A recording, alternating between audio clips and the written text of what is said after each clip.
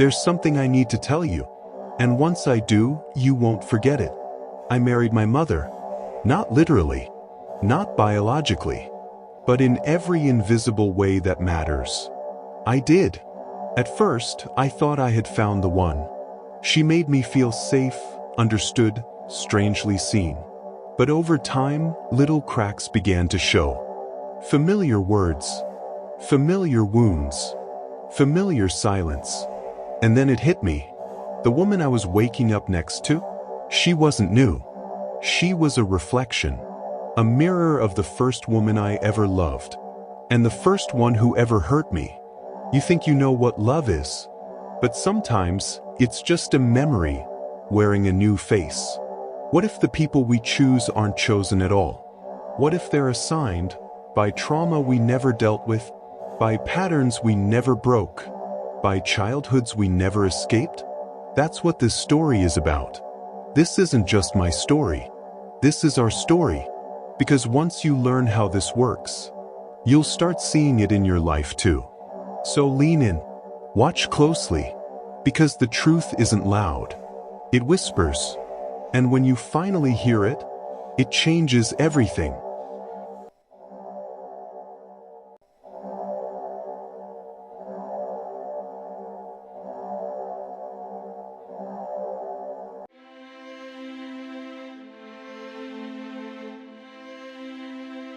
If this already feels familiar, like something in your chest just tightened, go ahead and tap the like button. Leave a comment if something clicks while you're watching. And if you want more stories like this, ones that shake you a little, subscribe. We're just getting started. You know how most stories start with "once upon a time"? Mine doesn't. Mine starts with a woman and a silence so thick it followed me into every room I'd ever enter, even long after I moved out of her house. My mother was the kind of woman everyone admired. Well-dressed, articulate, God-fearing. But to me, she was a storm that never ended. Loving one second, unpredictable the next. I never knew if I'd get the hug or the look. You know the one, where she didn't say a word, but you already knew you'd disappointed her. That look could cut through bone. And as a child, I lived for her approval.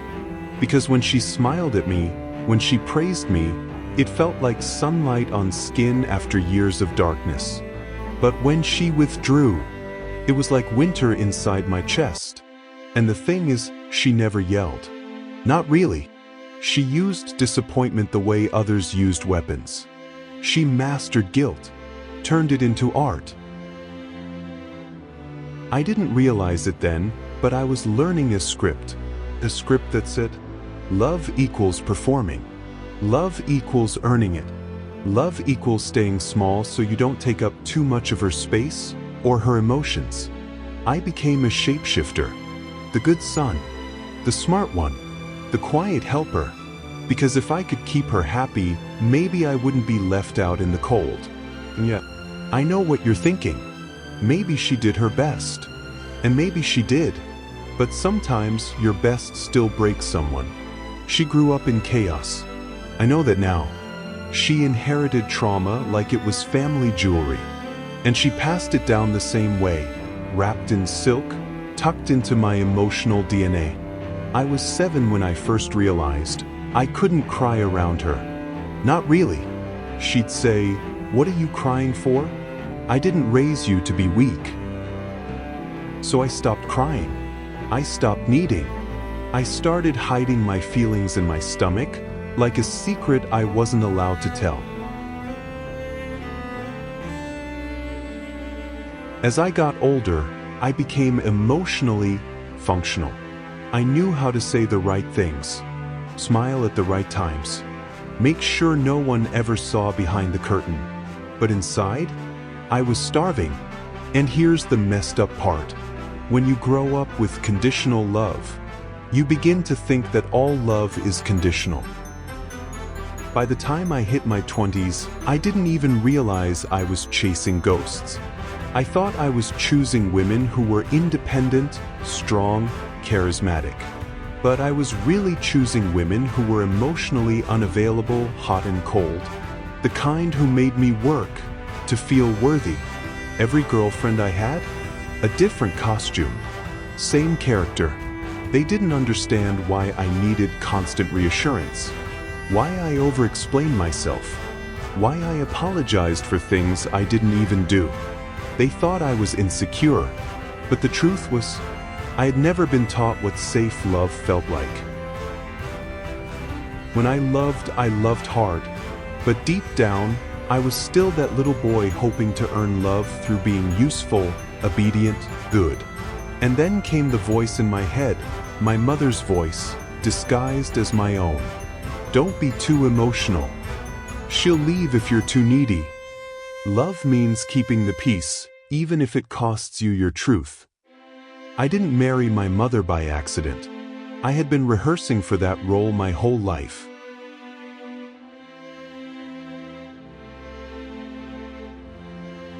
They say children don't remember what you said. They remember how you made them feel. And my mother made me feel seen and unseen, loved and controlled, held and haunted. And somewhere along the line, I confused that with love. So this part of the story isn't about blame. It's about origin, about looking back so you can finally stop running forward in circles. Because we all come from somewhere, and sometimes the places we come from follow us. They hide inside our choices, our relationships, our beds, until one day you realize you didn't just fall in love. You fell into a pattern. Don't be too much. Don't scare her off. We don't just fall in love. We follow it. And most of the time, we're following a pattern. I didn't know that, of course, not back then. Back then, I thought I was making choices, that I had preferences, a type. But what I really had was a script, a blueprint, and it was written in childhood. Let me show you how it played out. My first real girlfriend was in college. Beautiful, smart, but every time I'd get too close, she'd pull away. If I opened up, she'd shut down. It became this game. How much of me do I hide to make her stay? At the time, I didn't call it emotional unavailability. I called it chemistry. My next relationship? Same story, different cast. She loved me, loudly in public. But behind closed doors, there was control. Gaslighting, withdrawal, silence as punishment. When I told her I felt invisible, she said I was too sensitive. And I believed her, because growing up, sensitive was a bad word. It meant weak. It meant needy. So I bottled up again. Don't be too much. Don't scare her off. I would enter every relationship hoping it would finally feel different. Safe, whole, real. But it always ended in the same place. Me walking on eggshells, trying to earn someone's love without ever feeling like I deserved it. See, the thing no one tells you is, when you grow up with inconsistency, you confuse intensity with intimacy. I used to think that butterflies in my stomach were a sign of love. Turns out they were just anxiety, wearing perfume. I would chase women who mirrored my mother's emotional rhythm. Nurturing, distant, open shut like a vault. And when they left, I didn't ask, why didn't they love me? I asked, what did I do wrong? Because somewhere deep inside, I still believed love was something you earned. And if someone stopped loving you, it must have been your fault. That's the trap. And here's where it gets even more twisted. The more familiar the pain, the more attractive the person felt. Because I wasn't looking for love. I was looking for home. Even if home was a place that hurt. We don't chase people who love us. We chase the people who feel like the people who we're supposed to. It's called repetition compulsion, a defense mechanism where your mind tries to relive old trauma. in the hope that this time it can fix it. So if you had a parent who never said, "I'm proud of you," you'll chase people who constantly make you prove yourself. If you were only loved when you were quiet, helpful, or good, you'll struggle in relationships where you're allowed to be fully seen. Because unconditional love feels unnatural, unfamiliar, unsafe. Fix your shirt. Sit properly. You don't need anyone, remember? Be strong. And so I was strong, emotionally distant, hyper-independent, but not because I wanted to be, because that's what survival looked like in my house. By the time I hit my late 20s, I had a checklist. Smart, beautiful, ambitious. Didn't need me because needing felt dangerous. Didn't ask questions because questions felt like exposure. But behind that checklist, what I really wanted was someone who would finally stay. Someone who would see the real me and not leave. But you can't get that when you're only offering a performance. And that's what all my relationships were. Performances. Me trying to be lovable. And so the blueprint held. The same wounds again and again. Different names. Different birthdays. Same ache. Until I met her. And that's when things got complicated. When I met her, I thought I found love. But what I found was the most familiar pain of all. They say you just know when it's real. They lied.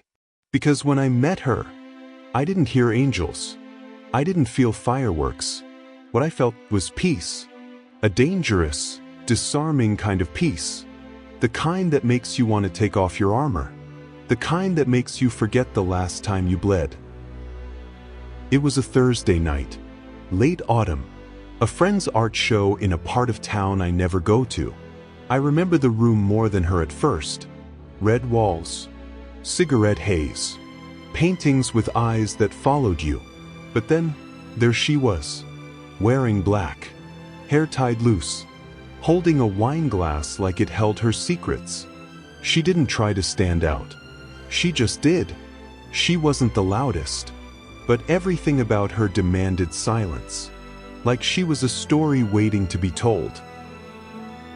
She walked past me once, didn't say a word, but I smelled her perfume, vanilla, cedarwood, something faintly burnt. And I remember thinking, I've never missed someone I haven't met before. When we finally spoke, it wasn't small talk. It was instant. Like we'd known each other in another life. And finally remembered. She told me she didn't believe in soulmates, but she believed in timing. I told her I believed in ghosts, because sometimes pain lingers like one. She smiled like she understood both. We talked for hours, but it felt like a minute. She wasn't like the others. She didn't perform. She didn't chase validation. She didn't overshare. But every word felt like a thread pulling me deeper. I found myself studying her. The way her eyes didn't match her smile. The way she laughed a split second late, like she was checking to see if it was safe. There was a sadness behind her elegance.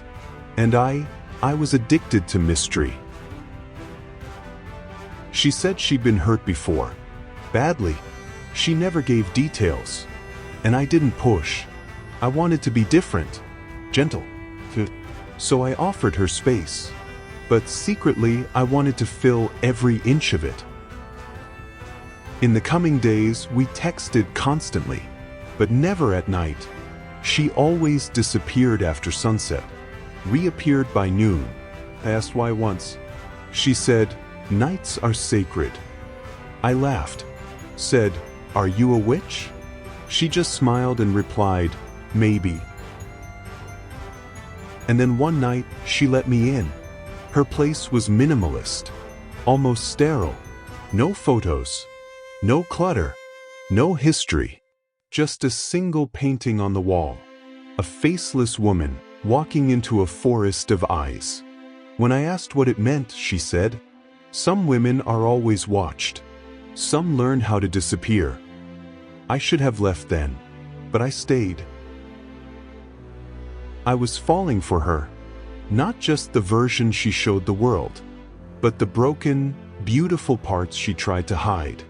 She'd cry during old films. She'd stare out the window at 3 a.m. and say nothing. And once, in the middle of making love, she froze. Completely. Like she left the room, but her body forgot to follow. I whispered, "Are you okay?" She nodded, but her eyes told another story. A story I would spend the next few months trying to read, while slowly losing pieces of myself in the margins. They say real love makes you feel seen, but sometimes, what you mistake for love is just someone recognizing your wounds and knowing how to touch them. And still, I stayed, because leaving would mean admitting I was wrong, that I didn't find peace. I found a pattern again, and maybe this time, I didn't want to fix her. I just didn't want to feel abandoned. Not again. Meeting her felt like magic, but I didn't realize I wasn't the magician. I was the trick. You never really see the moment the house catches fire. You only notice the smoke when it's already in your lungs. I used to believe heartbreak happened in a single moment. A final word, a goodbye text, a betrayal you can point to and scream, "There, that's when it broke." But that's not how it happens. Not really. The truth is far more sinister. Heartbreak is quiet. It's slow. It's 1,000 red flags you explain away, until your excuses become your prison. The realization didn't come all at once. It came in fragments, like shattered glass beneath my feet. Every step forward, cut a little deeper. She stopped calling me babe.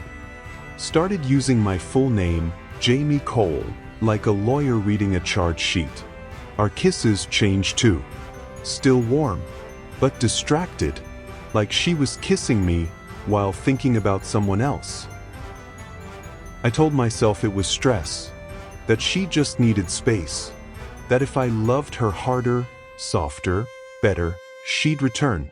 But love isn't a lever, and no matter how hard I pulled, nothing moved. The worst part? She didn't leave me. She faded, like smoke from a blown-out candle. There was no closure, no confrontation, just a growing silence that wrapped around my neck like ivy. I started to overthink, replay conversations, dissect her tone, zoom into screenshots, stalk her social media like a detective desperate for clues. I wasn't in a relationship anymore. I was in a psychological thriller. And the villain? She didn't even know or care that the game was still playing.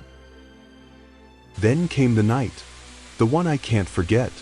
She was standing there, barefoot, hair wild, eyes swollen.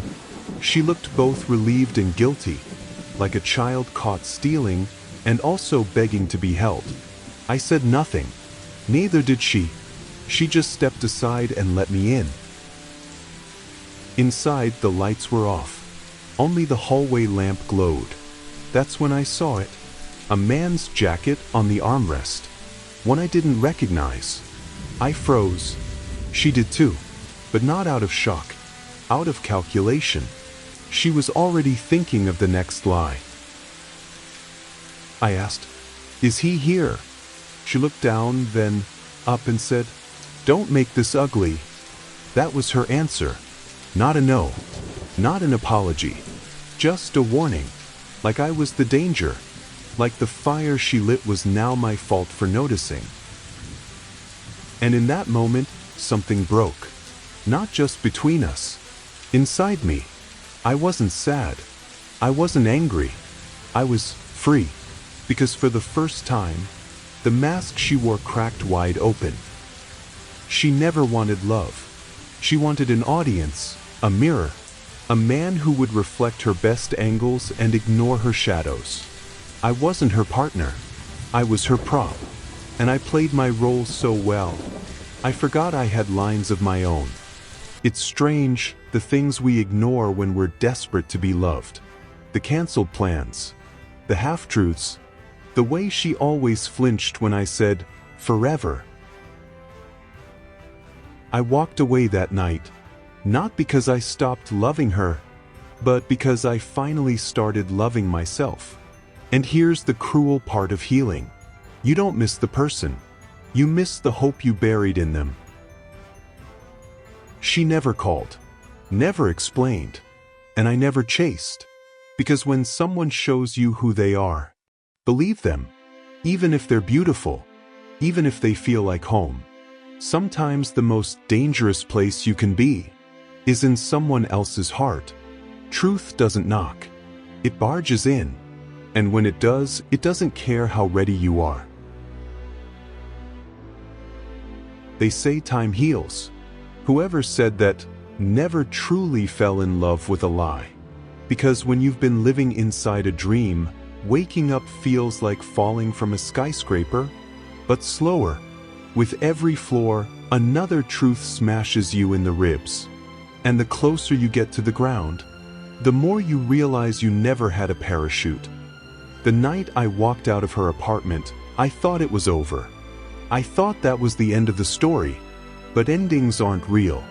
Not when the past leaves breadcrumbs. And mine were everywhere. Her phone always rang at 2 a.m. Private numbers. Blocked IDs. She said it was work. I believed her. But now I wanted to know. Not wonder. Not hope. So, I called up Raj and asked him to help me track a number. And the truth started trickling in like a stream. The first truth? That call she took in the bathroom, the one where she whispered in French? It wasn't work. It was a call from Frankie, a name I hadn't heard in over 5 years. He disappeared after his startup tanked. I heard rumors, embezzlement, visa fraud, even stolen identities. But here he was, calling her, at 2 a.m. Everything inside me stopped. The puzzle was solving itself. She wasn't just unfaithful. She wasn't just cold. She was someone else entirely. The way she never answered questions directly, the random cash deposits, the emergency trips, the lost passports. She wasn't a lover. She was a ghost with a name, a shadow living in plain sight. Then I met Alice, an old friend, outside my office building after quite some time, and she suddenly asks, "So you don't know yet?" I was a little confused. "Know what?" I asked. That she was married to Frankie. They ran scams together, passports, crypto laundering, identity flips. I quickly responded, "No." She was with me, then she smiled and left. I was really confused. It wasn't just betrayal. It was entrapment. She was part of something bigger, something darker. My love wasn't just misplaced. It was manipulated. I was a cover story, a decoy, a disposable alibi. When I got home that evening, I quickly inserted a pen drive I found hidden at home into my laptop. Inside of it, I found video files, clips of strangers, fake identities, surveillance footage, passports under names I didn't recognize, and one final video, a video of her, looking into the camera. No smile, just a line. "If you're watching this, it means I had to leave you behind. Don't look for me." I was startled. She was never mine. Not truly. I fell in love with a shapeshifter. A beautiful mask stitched from half-truths and desperate charm. And I wore that mask like a crown, thinking I was her king, but I was just another mark. I don't know where she is now, or if she even exists anymore. Maybe she became someone else. Maybe she always was. But what I do know is that the truth doesn't care about your love story. It doesn't care how hard you tried. The truth waits in the shadows, and when it's ready, it finds you.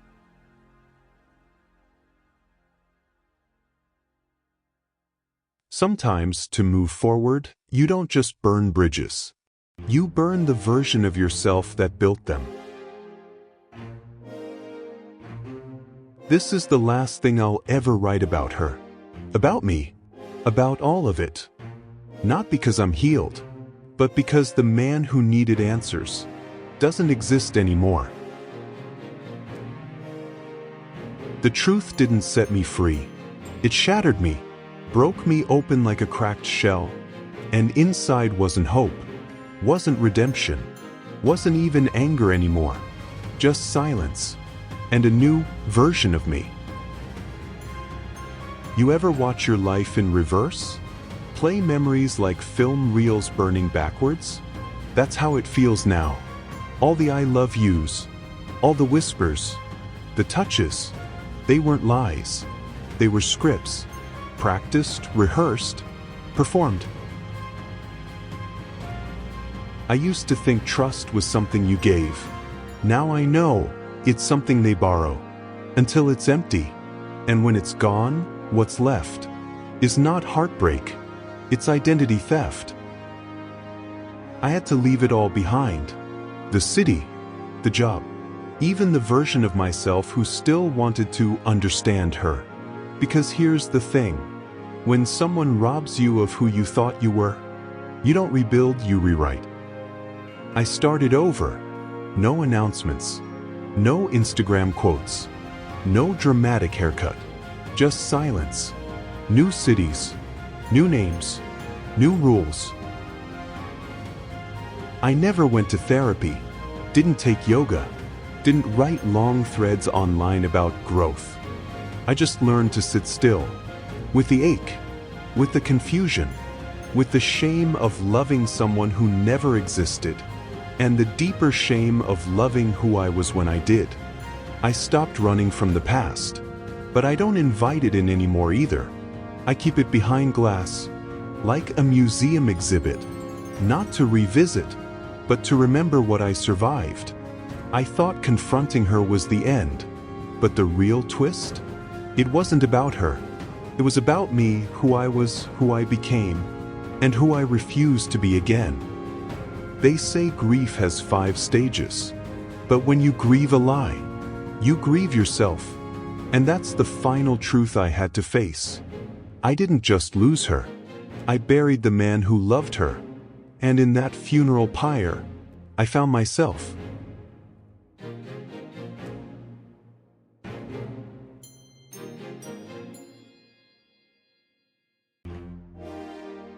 If you've made it this far, it's not just because you're curious. It's because, deep down, something in you has already started to crack. This isn't a story. Not anymore. It's a mirror. If you're brave enough, look. This is for you. Whoever you are. Wherever you're listening from. You need to hear this before it happens to you. You think love is this magical ignition. But love, real or fake, doesn't create heat. It exposes where the fire already lives inside you. I didn't fall in love with her because of who she was. I fell because she reflected every hidden fracture I was too proud to show the world. And she used them. Not cruelly, not maliciously, but precisely, like a surgeon in a red dress. She didn't need to lie. She let me lie to myself. And when I caught the truth, she just smiled, like it was always obvious. That's what people don't understand. Evil doesn't slam the door. It whispers, "You're safe," and leaves it wide open. They don't hurt you by accident. They hurt you where it counts, where it grows. She knew what I lacked. Time, touch, a mother's warmth. She filled the empty parts one never told anyone about. Not to help me heal, but to make sure she was the cure I couldn't live without. That's the thing about being wounded. You become grateful for any hand that reaches in, even if it's there to twist the knife. We think trust is built over time, but manipulators, they design it. Every compliment, every coincidence, every vulnerable moment, pre-programmed, like a beautiful virus. And you install it willingly. When someone studies you long enough, they don't need to lie. You just become exactly who you need. Your gut? That's not paranoia. It's the only honest voice left. I knew something was off. The way her eyes didn't flinch. The way her phone never rang in front of me. The way she'd changed the subject with surgical precision. But I didn't listen. Because hope is the most addictive drug ever created. I didn't jump, but I fell. If you're waiting to feel like yourself again, stop. That version of you is gone. And honestly, they weren't equipped to survive this anyway. The real healing begins when you bury the version of you who was desperate to be loved. That's what I had to do. Mourn him, thank him, then let him rot. Because only ghosts chase closure. She'll never apologize. Not sincerely. Not completely. She doesn't need to. And I don't need her to. Forgiveness isn't about setting her free. It's about finally walking away from the version of myself that needed answers more than freedom. If you're listening to this and someone has broken you like that, you don't need closure. You need distance. Here's the part no one tells you. You may never stop loving them. You'll smell someone's perfume, hear a song, dream a memory you swore you forgot. And for a second, it'll all come back. But that doesn't mean you're broken. It means you're human. The goal isn't to erase them. It's to remember that you survived them. This was the last voice note I never sent. But maybe it wasn't meant for her at all.